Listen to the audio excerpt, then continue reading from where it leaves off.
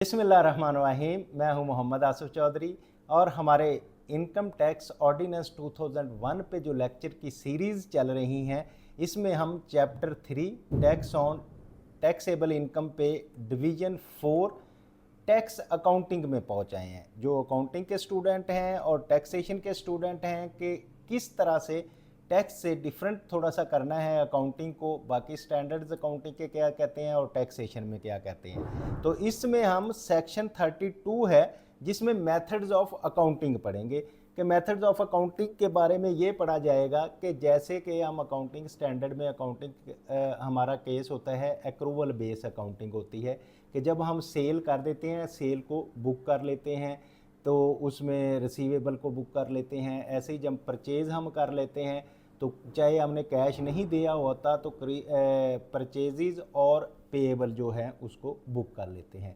तो हमारी accrual base accounting की बेस पे हम अकाउंट्स चला रहे होते हैं। लेकिन टैक्सेशन में आप ये कर सकते हैं कि आप कंपनीज जो हैं उनको तो एक्रूवल बेस अकाउंटिंग ही चलानी पड़ती है, लेकिन अदर जो देन कंपनी है वो एक्रूवल और कैश बेस दोनों अकाउंटिंग कर सकते हैं। तो उनमें ये है कि कैश बेस अकाउंटिंग क्या है। कैश बेस अकाउंटिंग ऐसी अकाउंटिंग है जिसमें जब प्रॉफिट आपको गेन होता है, जब आपके पास पैसे आ जाते हैं देन सेल आप बुक करते हैं, और इसी तरह जब आप पे कर देते हैं देन आप एक्सपेंडिचर बुक करते हैं। तो इस तरह से वो कैश बेस होगी। तो आप कमिश्नर को अप्लाई करेंगे, अगर कोई कैश बेस अकाउंटिंग करना चाहता है तो कमिश्नर उसकी अप्रूवल देगा। तो इसी तरह ये कैश और अप्रूवल बेस अकाउंटिंग का कंसेप्ट हो जाएगा। तो फिर इस तरह एक लॉन्ग टर्म कॉन्ट्रैक्ट्स होते हैं। लॉन्ग टर्म कॉन्ट्रैक्ट कौन से होते हैं? ऐसे कॉन्ट्रैक्ट्स जो साल से ज़्यादा लंबा चलना होता है। तो फिर हम उसकी परसेंटेज ऑफ कंप्लीशन पे बात करते हैं कि कितनी कंप्लीट हो गई है और किस तरह से उसको टैक्सेशन करना है। तो ये चीज़ें आज के लेक्चर में हम पढ़ेंगे। तो इसमें अब ला क्या कहता है, ऑलमोस्ट जो चीज़ें मैंने बताई हैं वैसी ही हैं, लेकिन फिर भी हम क्योंकि ऑर्डिनेंस को पढ़ रहे हैं तो ऑर्डिनेंस के मुताबिक हम सारी चीज़ें पढ़ते हैं। क्या है तो सेक्शन 32 मेथड ऑफ अकाउंटिंग क्या है? Subject to this ordinance person's income chargeable to tax shall be computed in accordance with the method of accounting regularly employed by such person. तो हम उसकी इनकम को कंप्यूट करेंगे जो रेगुलरली वो अपना मेथड उसने यूज़ किया हुआ है अकाउंटेंट के लिए, उसी के लिए हम करेंगे। सब सेक्शन 2 कहता है सब्जेक्ट टू सब सेक्शन 3 की कंडीशन लगाता है a company shall account for income chargeable to tax under the head income from business. तो वो अपनी अकाउंट करती है इनकम जो चार्जेबल टू टैक्स है under the head income from business on an accrual basis. तो कंपनी जो है उसको तो सिर्फ अक्रूवल बेसिस पे ही करना पड़ेगा। वाइल अदर पर्सनस में कौन से आते हैं? अदर पर्सन में एक तो आता है इंडिविजुअल पर्सन और दूसरा एओपी है।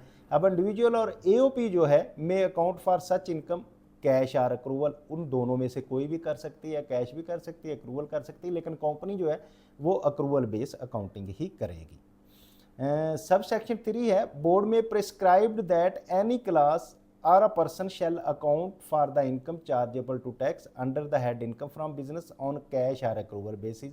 तो सब सेक्शन 3 ये कहता है कि बोर्ड किसी को भी कह सकता है अकाउंटिंग मेथड्स में कि आपने या तो कैश बेसिस अकाउंटिंग करनी है या अक्रूवल बेस अकाउंटिंग करनी है।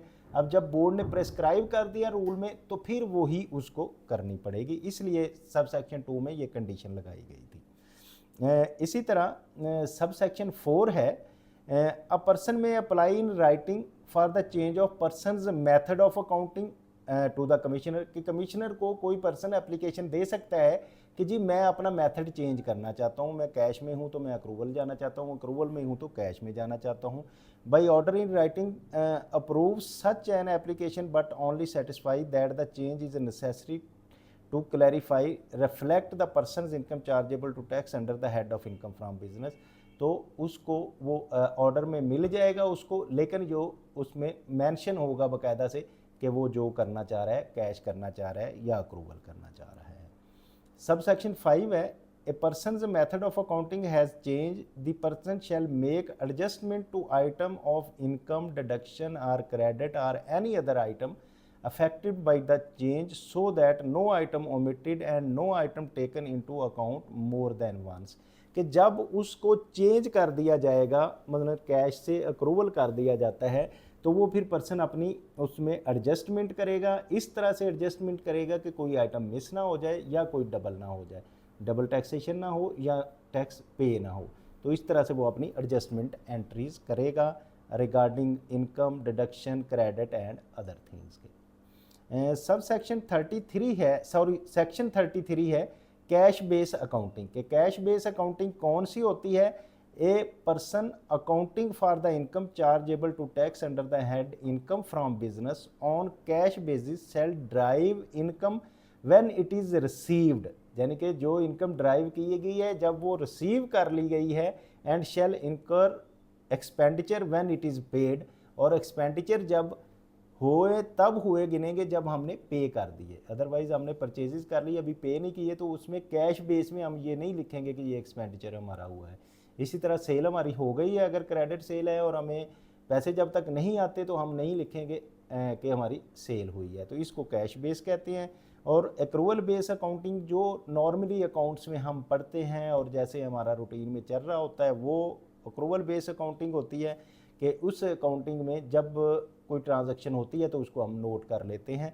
A person's accounting for income chargeable to tax under the head income from business on accrual basis shall drive income when it is due, कि जब सेल हुई तो cell कर ली टू द पर्सन, अभी चाहे उसको इनकम मिली नहीं है, सेल के अगेंस्ट पैसे मिले नहीं है लेकिन सेल्स डाल दी है, यानी कि ड्यू हो गई ना जब सेल्स कर दी है।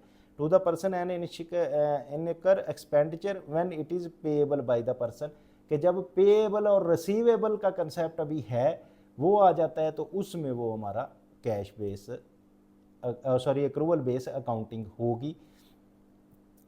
सबसेक्शन 2 है subject to this ordinance an amount shall be due to a person when the person become entitled to receive it even if the time of discharge of entitlement is postpone on the account is payable by instalment, या instalment में pay की जाती है या बाद में pay की जाती है, ड्यू हो जाती है, तो उसके सबसेक्शन 3 है subject to the ordinance an amount shall be payable by a person when all events that determine liability has occurred and the amount of the liability can be determine with the reasonable accuracy. तो उसकी जो determine करनी होती है liability वो reasonable accuracy, accounting का मतलब ही मकसद ही एक्यूरेसी है तो एक्यूरेसी के साथ होगा। सब सेक्शन 5 है where a person has been allowed a deduction, यहाँ कोई डिडक्शन जिसको अलाउ होती है for any expenditure incurred in driving the income chargeable to tax under the head income from business and the person has not paid a liability or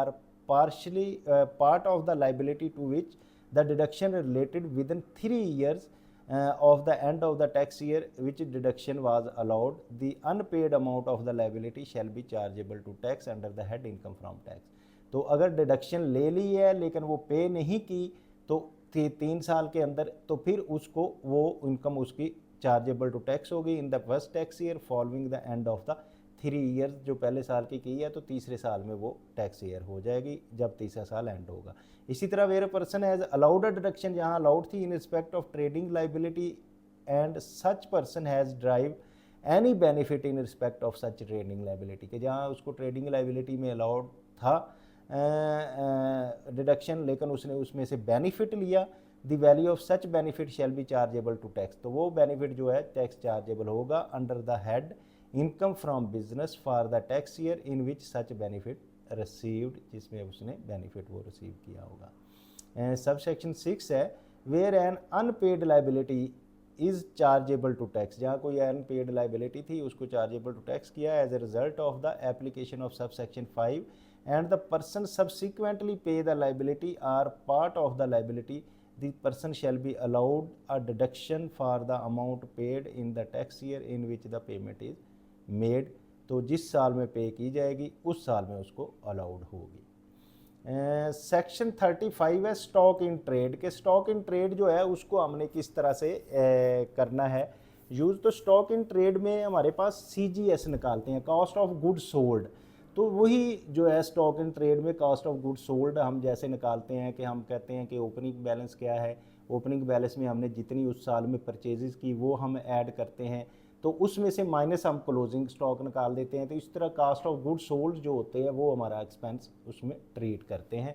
तो उसकी inventory का system क्या होगा, हमारे पास इन्वेंट्री के 3-4 सिस्टम है कि first in first out, FIFO उसको कहते हैं अकाउंटिंग में, कि जो पहले चीज़ आई है उसको हम पहले आउट कर देंगे स्टॉक में से, जो बाद में आई है उसको बाद में लेंगे। इस तरह एक लाइफो होता है लास्ट इन फर्स्ट आउट के, जैसे कि स्टोर बना होता है, स्टोर में पहली चीज़ें पड़ी हैं उसके ऊपर और आके लगा दी गई हैं, तो बाद में आने वाली को पहले उठा लिया यूज़ के लिए, तो उसको लाइफो कहते हैं, last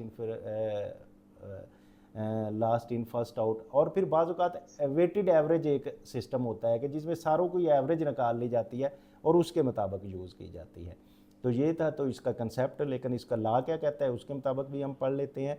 for the purpose of determining the person's income chargeable to tax under the head income from business for the tax year, the cost of stock in trade dispose of the person in the year shall be computed in accordance with the following formula. तो ये formula वही है जो हम cost of good sold का निकालते हैं कि ए है प्लस बी है minus C, A opening stock होगा, बी जो होगा जो हम गुड्स परचेज करते हैं, और सी क्लोजिंग स्टॉक आएगा। A is the opening value of the person stock in trade, B is the cost of stock in trade acquire for the person for the year, यानी कि करंट परचेजेज होंगी, और C जो होगा is the closing value of the stock. तो इसको हम जब फार्मूला लगाएंगे तो हमारे पास कॉस्ट ऑफ गुड सोल्ड निकल आएगी। The opening value of stock in trade of a person for the tax year shall B कौन सी होगी, ओपनिंग वैल्यू हमेशा जो पिछले पीरियड की क्लोजिंग वैल्यू होती है, यानी कि पिछले साल का जो क्लोजिंग बैलेंस होगा वो अगले साल के लिए ओपनिंग बैलेंस बन जाएगा। ठीक है, तो यही इसने लिखा होगा, the closing value of the person stock in trade eight the end of the previous year where the person commenced to carry on the business in a year, the fair market value of the stock and trade acquired by the person prior to commencement of the business। अगर किसी ने business अभी शुरू कर रहा है और उसने पहले का स्टॉक लिया हुआ था तो उसको हम फेयर मार्केट वैल्यू उसको लगाएंगे। The fair market value of stock in trade refer to in class B of subsection 2 shall be determined that the time of stock in trade in venture in the business, के जब उसको business में include करेंगे, हिस्सेदार बनाएंगे, हिस्सा बनेगा business का, तो देन उसको वो जो वैल्यू लगेगी वो हमारी वैल्यू वो होगी जो हमारी स्टॉक इन ट्रेड की फेयर मार्केट वैल्यू होगी। और इसी तरह the closing value of the person stock in trade for the tax year shall be the lower of the cost of the net reliable value of the person stock in trade on the hand at the end of the year. तो इसी तरह वो जो stock value होगी जो at the end of the year होगी उसको भी वैल्यूएशन इस तरह से करेंगे। सब सेक्शन 5 है, person's accounting for the income chargeable to tax under the head income from business में जो अकाउंटिंग कर रहा है ऑन कैश बेसिस में compute the person's cost of stock in trade at on the prime cost method. Prime cost method क्या है कि or absorption cost method and the person's accounting for such income and accrual basis shall be computed on the person's cost of stock in trade on absorption cost method. तो वो इसमें prime method में करेंगे जब हम कर रहे हैं कैश बेसिस, जब अक्रूवल में कर रहे हैं तो तब हम स्टॉक इन ट्रेड बेस पे इसको ट्रेड करेंगे।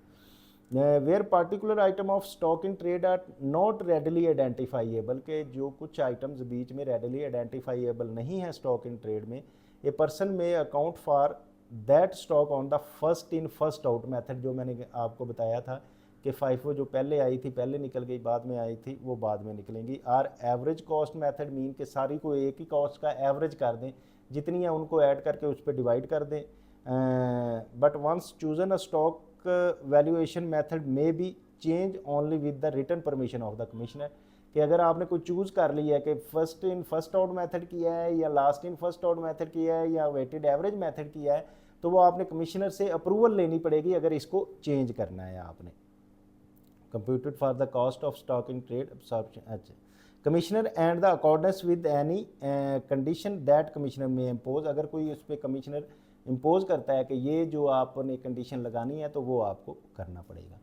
सब सेक्शन 7 है, in this section absorption cost method क्या होता है जी? अब्जॉर्प्शन कॉस्ट मेथड होता है मीन्स द, ये एक टर्म है जर्नल एक्सेप्टेड अकाउंटिंग प्रिंसिपल, के अकाउंटिंग प्रिंसिपल इसको GAAP भी कहते हैं, GAAP, GAAP GAAP mean general accepted accounting principle जो हैं अकाउंटिंग के, under which the cost of an item stock in trade is the sum of direct material cost. किस तरह से उसको करेंगे मटेरियल में, जब वो फिनिश हो गई या इन प्रोसेस हो गई कि उसमें हम करेंगे डायरेक्ट मटेरियल की कॉस्ट करेंगे, डायरेक्ट लेबर की कॉस्ट करेंगे एंड फैक्ट्री ओवरहेड कॉस्ट जो है उसमें शामिल करेंगे जब अब्जॉर्प्शन कॉस्ट मेथड होगा। तो एवरेज कॉस्ट मेथड मीन ये generally accepted accounting principle GAAP जो है under which the valuation of stock in trade is based on the weighted average cost of unit on hand. तो उनकी हम weighted average कर लेंगे, एवरेज निकाल लेंगे, वो कॉस्ट होगी।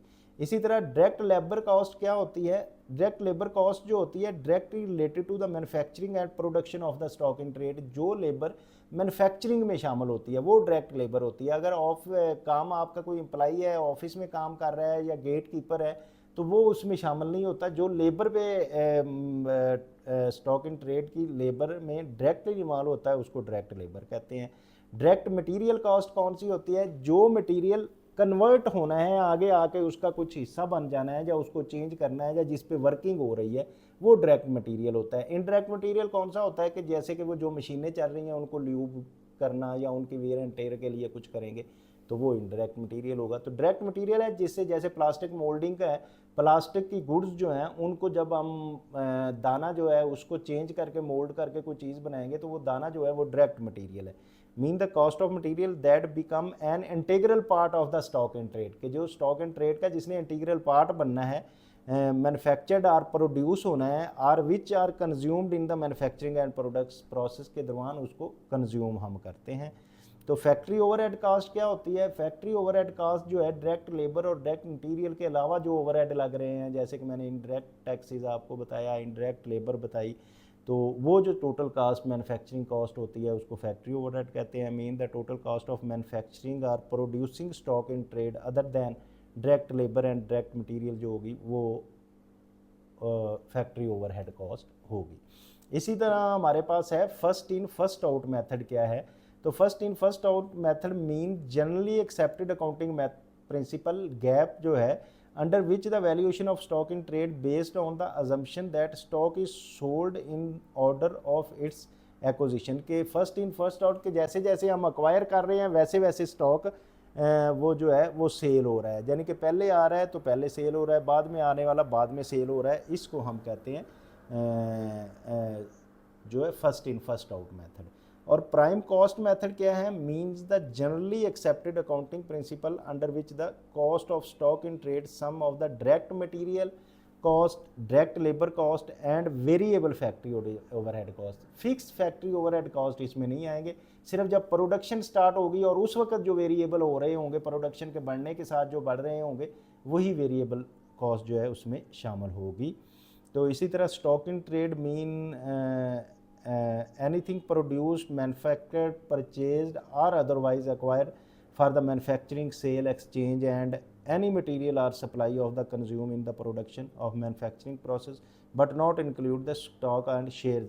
तो स्टॉक इन ट्रेड हर चीज़ वो शामिल है जिसमें जो मैन्युफैक्चरिंग के लिए यूज़ होती है, उसको फिनिश गुड में है, वर्क इन प्रोसेस में है, रॉ मटेरियल में है और वो आगे सेल हो रही है, लेकिन इसमें शेयर्स और स्टॉक्स जो हैं वो शामिल नहीं है।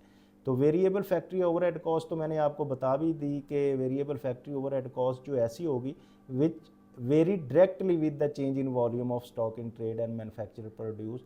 तो प्रोडक्शन के साथ साथ वो जो है वो चेंज होगी। सेक्शन 36 है जिसमें हमने लॉन्ग टर्म कॉन्ट्रैक्ट की बात की कि ऐसे कॉन्ट्रैक्ट जो लॉन्ग चलते हैं, एक साल से ज़्यादा हो जाते हैं, तो उसको हम कैसे फिर उसकी अकाउंटिंग करते हैं। तो उसकी अकाउंटिंग के लिए हम फिर ये करते हैं कि परसेंटेज ऑफ कंप्लीशन के हिसाब से उसको हम मेजर कर लेते हैं कि अब इतनी परसेंटेज हो गई है तो इस पे जो चीज़ें लगी हैं उसके हिसाब से उसकी कंप्लीशन होती है। तो हम ला क्या कहता है ये भी पढ़ लेते हैं।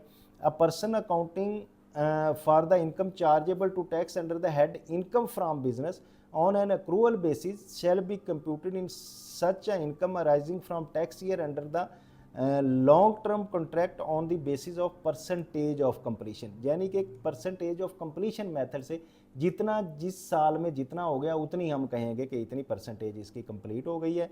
The percentage of completion of a long term contract in years shall be determine by comparing the total cost allocated, के टोटल जो कॉस्ट एलोकेट की गई to the contract and incurred before the end of the year within the estimated total contract cost as determine at the commencement of the contract.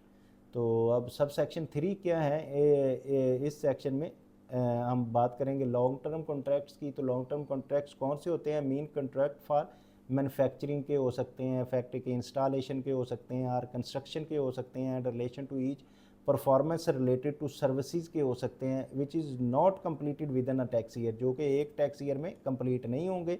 In which the work under the contract commencement other than the contract estimated to complete within 6 months of the date on which the work under contract commencement, कि ये है कि जो work शुरू किया तो उसके estimated to complete within 6 month of the date of the, जिस शेयर से किया तो उसमें 6 महीने के अंदर कंप्लीट हो गया, वो उसको हम इसमें शामिल नहीं करेंगे। परसेंटेज ऑफ कंप्लीशन मेथड क्या है? Means the generally accepted accounting principle GAAP जो है under which the revenue and expenses are rising under a long term contract are recognized reference to this stage completion of the contract as modified by subsection 2। तो ये था हमारा part 4 तक जो है चीज़ें कंप्लीट हो गई हैं। अब पार्ट 5 हमारा जो है वो आएगा head of income capital gain. तो कैपिटल गेन जो है सेक्शन 37 हम कैपिटल गेन का बाद में पढ़ेंगे, जो कि ऑलरेडी वैसे अवेलेबल है हमारे प्रैक्टिकल, हमने इनकम टैक्स रिटर्न का जो किया था उसमें भी कैपिटल गेन के बारे में बताया हुआ है और ला भी इसका पड़ा हुआ है, लेकिन ये तरतीब जारी रखने के लिए फिर भी इसको हम पढ़ लेंगे। तो आज तक के लिए यहाँ हम क्लोज़ करते हैं। उम्मीद है आप इसको बिल्कुल अच्छी तरह समझ गए होंगे, लेकिन अगर कहीं प्रॉब्लम आ रही है तो कमेंट करें, मैं उसका प्रॉपर रिप्लाई दूंगा आपको। और आप चाहते हैं कि आपके साथ दूसरे लोग भी सीखते रहें तो इसको लाइक करें, शेयर करें, सब्सक्राइब करें। Thank you very much.